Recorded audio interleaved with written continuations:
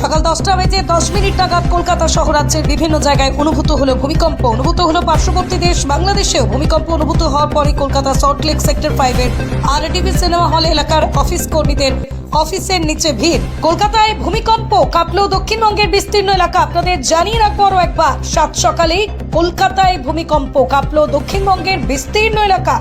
সকাল 10:10 ভূমিকম্প অনুভূত হয় কলকাতায়। কলকাতার পাশাপাশি কাঁপলো দক্ষিণবঙ্গের বিস্তীর্ণ এলাকা।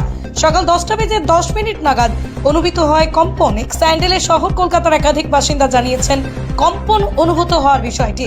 ভূমিকম্পের উৎসস্থল বাংলাদেশের টঙ্গীতে বলেই জানা গিয়েছে সূত্র মারফত। ভূমিকম্পের তীব্রতা রিক্টার স্কেলে 5.7। এখনো পর্যন্ত অফিসিয়ালি কোনোভাবে তথ্য পাওয়া যায়নি যে ভূমিকম্পে কোনো ক্ষয়ক্ষতি হয়েছে কিনা। ভূমিকম্প অনুভূত হওয়ার পরেই কলকাতা সল্টলেক সেক্টর 5-এর আরডিবি সিনেমা হল এলাকার অফিস কর্মীদের অফিসের নিচে ভিড় জমে যায়। আপনাদের জানিয়ে রাখবো আরও একবার, 10:10 নাগাদ ভূমিকম্প অনুভূত হলো কলকাতায়। দক্ষিণবঙ্গের বিস্তীর্ণ এলাকা জুড়ে কাঁপলো ভূমিকম্পে।